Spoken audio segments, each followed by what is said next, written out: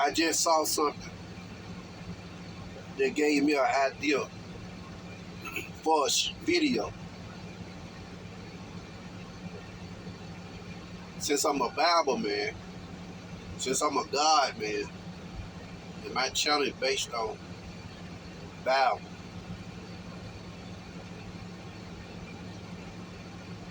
in the truth. Let me do this video. Let's talk about the battle of the gospel giants. Battle of the gospel giants. Where did it come from? Battle of the gospel giants. Think about that.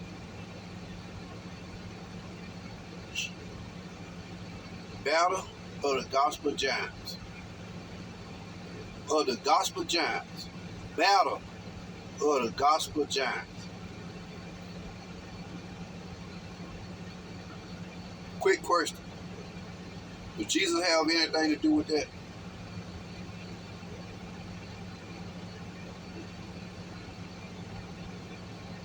Does Jesus have anything to do with that? Gospel singers battling each other. It's been going on since the 70s, especially with us black folks.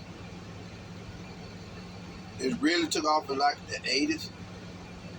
If you go and pull up a lot of the old quartet singers that are dead and gone, Willie Blair, people of that era, the gospel singers of that era, the soul stirrers, highway QCs back in their heyday and all that. They made a reputation of themselves by traveling around the country singing against one another. That's all they were doing. That's all they were doing. Groups singing against one another. That's how they sold tickets.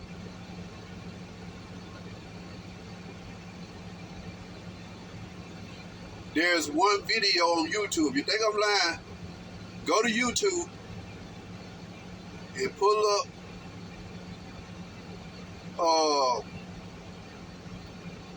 Lou Rawls in a concert that they did. I think they did like 2 days, where a lot of those old quartet singers. Willie Blair said that they battle each other. They used to battle each other up in Chicago area and all them groups, Crimson Jubilees and all them.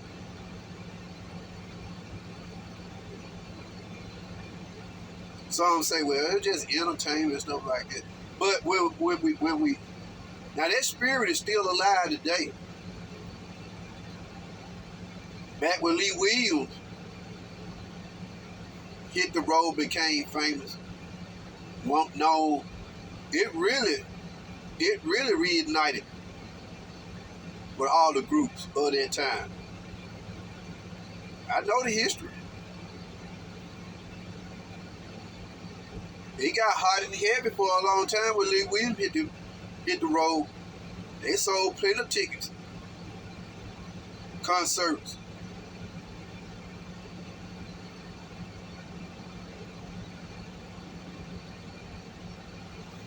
They even had titles. Keith Wonderboy. They had tours. Keith Wonderboy, the Kansas Spirit, Doc McKenzie, even Lee Williams QC, such group, Kings of Gospel, Kings of Quartet.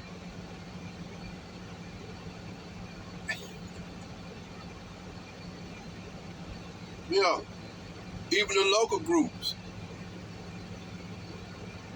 semi-local groups, all of them still does that. Now,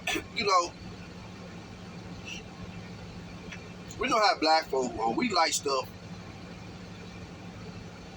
that way.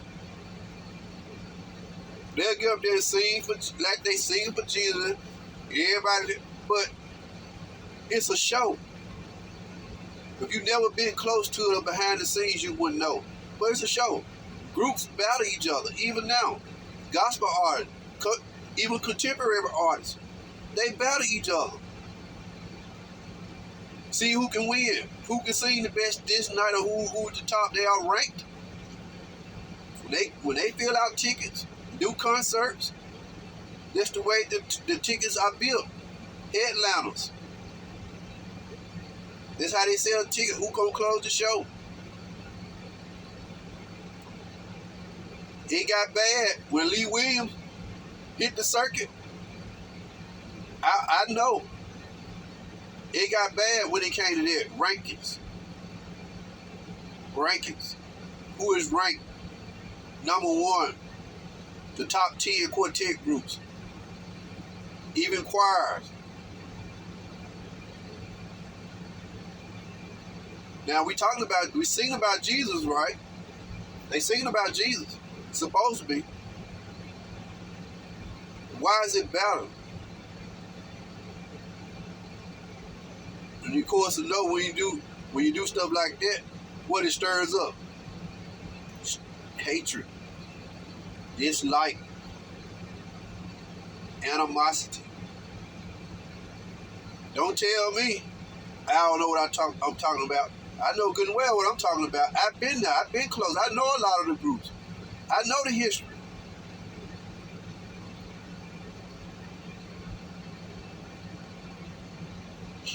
I've been very close to it, quartet. The Gospel 4 and all them.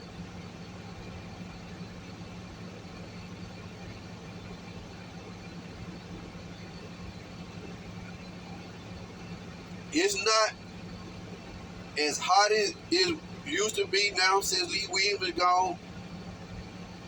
It cooled down a whole lot, but they still out there. They still rank.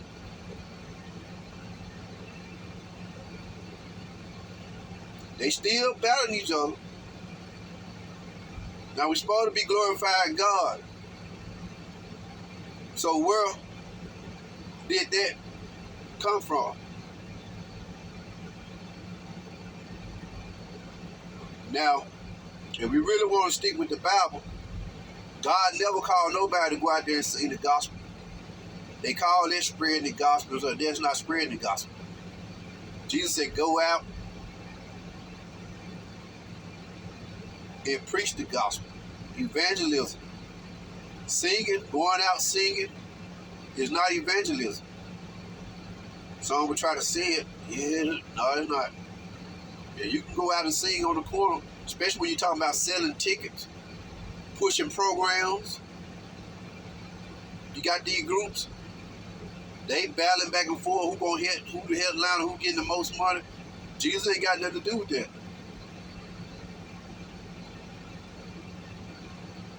It's all a show. It's all entertainment.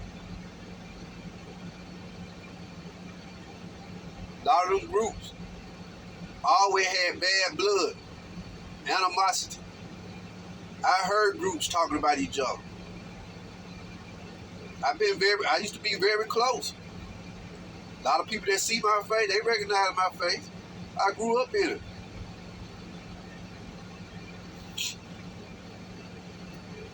Women, a lot of them women quartet groups, they the same way. Them jokers in Memphis used to fight all the time. Them women groups in Memphis, around Memphis, they was always fighting. Even in the same groups, they couldn't get along. Men like that too. In the back fighting, actually fist fighting. A lot of that go on with the preachers. Preachers is the same way now. Ranked. Battling each other. Kojic and Baptists are bad about that, battling each other. When they have a revival, Baptists call them revivals. Kojic call them pretty much conferences. But it's still battling. Look at their ticket. We got this preacher on here. We got this preacher. We got this preacher. Kojic do it. All of them do it. Especially in the black church. We love that. Battling and stuff. Battling. Preachers trying to out-preach each other. I heard Brandon Porter say that years ago on a Memphis broadcast. He said that. He said even in coaching, preachers be preaching against one another, battling each other. Oh, you ain't done that. I guess, in a way it's good to push one another, but they actually will be battling each other.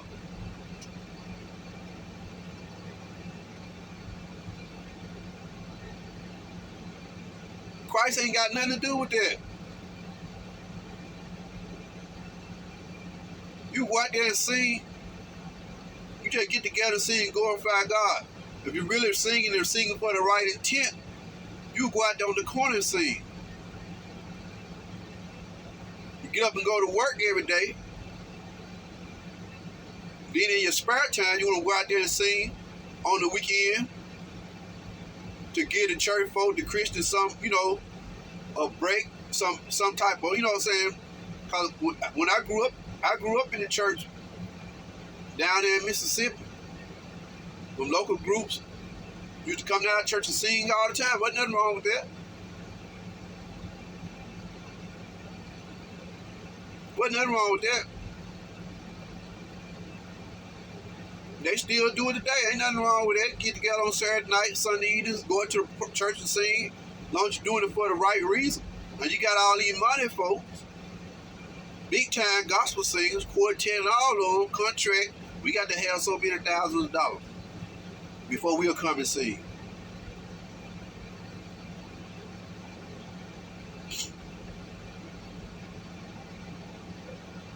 But soon they start building a reputation for themselves, and their name started, promoters started calling them, their prices started going up, they started charging and stuff like that. I tried promoting for a little while, a few years ago. I did pretty good. I did all right. I wasn't doing it to try to make a name for myself, make a living. I just did it. I was doing it because I always wanted to do something. And every time I tried to do a program, I just wanted to do it for the people.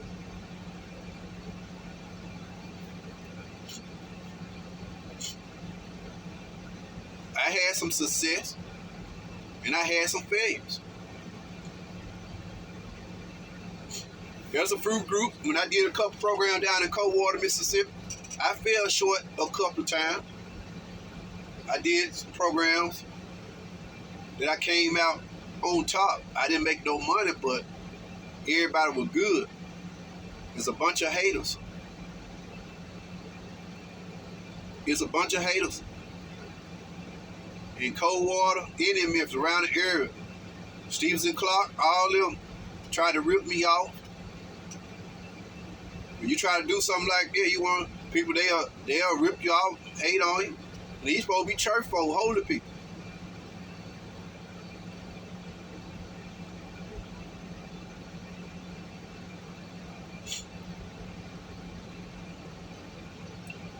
They walk around them gospel programs, acting like celebrities. Oh, they put out one little tape, a little record, and put it. They do it. Man, you see how quick they turn? These local artists and people. I can call some names, but I ain't gonna call no names. They act like celebrities. Walk around them programs, their head stuck on to my singles.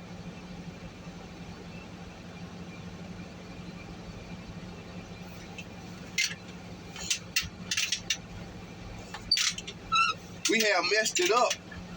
Everything, every aspect. If we're going to sing to the glory of God, we're going to preach with meaning. Preach the gospel. to try to save some souls. Sing to the people. You can only sing to encourage and uplift us believers. We go to these programs, believers are in them concerts and non-believers. So if you sing it, people tell their lie. We sing to glorify God, we sing to uplift. Yeah, you can uplift the name of Jesus, sing, but it got to be done right. Everything we do in the name of God got to be done the way the Bible instructs. Else, you working in vain.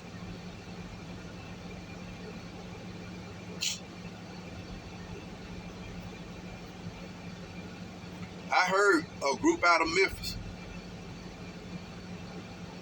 I heard they lead singer stood up in Somerville, Tennessee one night when they were just coming out, getting on. He said, I don't care if we don't make a dime. If I don't make a dime out of singing. I don't care if I don't make it. I just want to glorify God. And did. But you can't book them today. If you ain't got upwards of $1,500, $2,000, you can't book them today. I ain't gonna call no names. But this what it is. It's all about a show.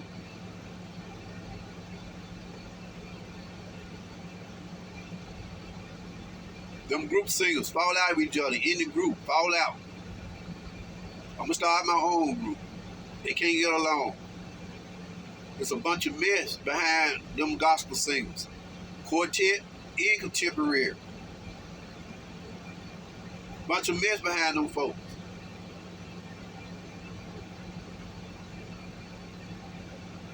They be cussing and drinking at the program, talking about one another like dogs after the show.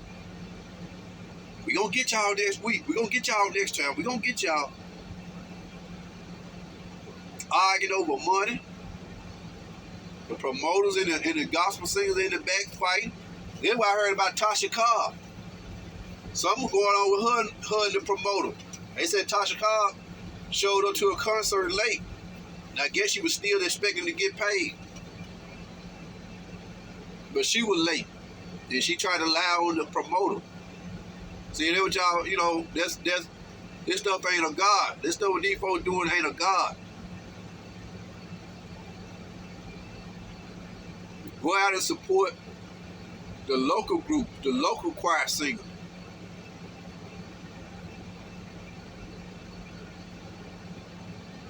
Tonight, Saturday night, you got local concerts going on. You support these folks behind the money who are supposed to have the big names. Them folks ain't following God, they following the money. When them shows over, they laid up at the hotel with a lot of them groupies, men and women. On their tour buses. For those who got tour buses. Groupies on the tour buses. They out back doing the concert. Committing sin. Then get right on the stage and sing. I know the mess that go on behind the scenes at them gospel concerts.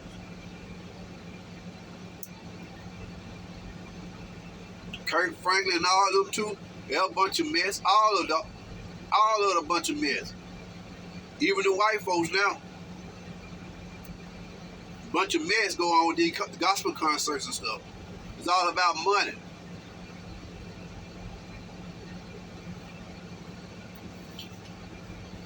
Most of them artists, contemporary artists, they not even saved.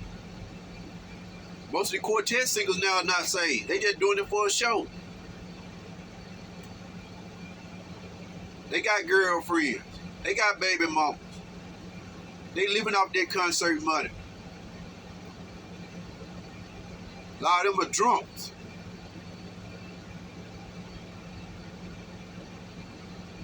Don't get carried away because they on the stage acting like they got the Holy Ghost. It's a show. They got to put the show on. They got to put a show on. They done got paid. They got to sing. They got to perform. But at the end of the day, ask them, did God ordain it? Ask, did God ordain it? All this stuff that's going on.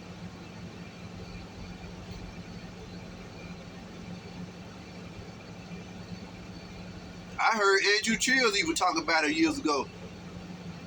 Groups holding one another down, putting their foot on one another. That's what they do, cutthroat. Cutthroat.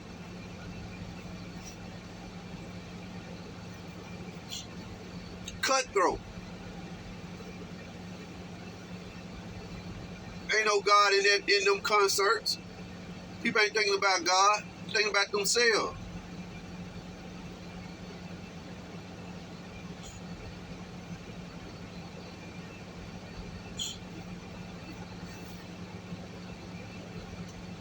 Battle of the gospel giants.